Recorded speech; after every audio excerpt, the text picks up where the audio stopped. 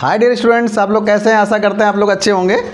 आज का टॉपिक है how to make negative sentences. ठीक है, तो बच्चे बहुत ही ज़्यादा परेशान होते हैं इसके अंदर। मैं एक ऐसा ट्रिक लेके आया हूँ आपके लिए, ना तो आपको टेंसेस देखने हैं ना कुछ देखना है। बहुत आसानी से इन 3 रूल्स के जरिए ही आप सब कुछ कर सकते हैं, चाहे वो कोई भी क्लास हो, class 6 to 12th 6 to 8th कोई भी क्लास हो।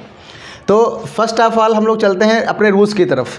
हमारा रूल ये है कि अगर वर्ब के साथ एस या यस होगा तो हम लोग डज नॉट लगाएंगे। अगर सेकंड फॉर्म होगा यानी ईडी लगा होगा तो हम लोग डिड नॉट लगाएंगे। अगर हेल्पिंग वर्ब होगा तो उसके बाद सीधे नॉट लगा देंगे। और अगर एस या यस ना हो, ये भी ना हो, एस या यस ना हो और ईडी भी ना लगा हो तो हम लोग क्या करेंगे? ऐसी कंडीशन में हम लोग डू नॉट लगाते हैं। आइए हम लोग अपने एग्जाम्पल्स के जरिए समझते हैं। पहला हमारा सेंटेंस है ही प्लेज बॉल। तो देखिए यहाँ पे पहला रूल क्या कहता है, हमारा फर्स्ट रूल क्या कहता है?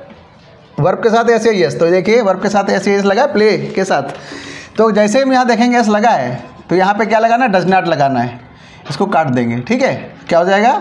ही डज नॉट प्ले बॉल। बहुत ही आसानी से बना।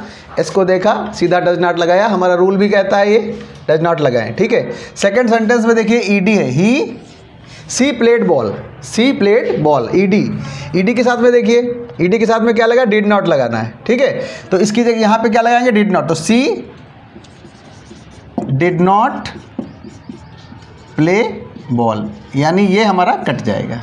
इसी तरीके से हमने कहा था हेल्पिंग वर्ब के बाद सीधा डायरेक्ट नॉट लगा देते हैं। कोई भी is are am was were जितने भी ये हेल्पिंग वर्ब्स होते हैं इनके बाद नॉट लगाते हैं। तो राम, ये विल है हमारा, तो विल देखिए यहाँ पे दिखाई दे रहा है विल। तो क्या हो जाएगा? Ram will not. क्या हो जाएगा? यहाँ पे सीधा नॉट लग जाएगा। Ram will not eat food. ठीक है, देखते हैं next sentence. You cook food, यानी हमने क्या बताया था अभी? ऐसी कंडीशन जहाँ पर ना तो एस लगा हो ना ईडी हो, ना तो यहाँ पे वर्ब, ना तो यहाँ पे एस दिखाई दे रहा है ना ईडी दिखाई दे रहा है। देखिए ना तो एस है ना ईडी है। तो ऐसी कंडीशन में हमने क्या लिखा है? ना तो एस हो ना ईडी हो ना हेल्पिंग वर्ब हो, तो डू नॉट लगाएंगे। ठीक है बच्चों, देखते हैं। तो क्या हो जाएगा? You do not cook food. You do not cook food. ठीक है, सी इज गोइंग टू होम। तो देखिए हेल्पिंग वर्ब है यहाँ पे इज, तो नॉट सीधा इसके बाद तीसरे नंबर पे लगा देंगे, यानी यहाँ पे। तो क्या हो जाएगा? He is not going to home. बन गया सेंटेंस, बहुत ही आसानी से बन रहे हैं। नेक्स्ट देखते हैं ही हिट्स। तो यानी यहाँ पे देखते हैं आप लोग एस लगा है, कट गया, तो क्या लगेगा? Does not. यहाँ पे क्या लगाएंगे? Does not. तो he does not hit the ball. इसी तरीके से यू सिंग ए सॉन्ग। तो देखिए यहाँ पे ना तो एस लगा है और ना ईडी लगा है। जब एस नहीं होता, ईडी नहीं, ना तो एस लगा होता है ना हेल्पिंग वर्ब होता है, तो क्या ऐसी कंडीशन में होता है?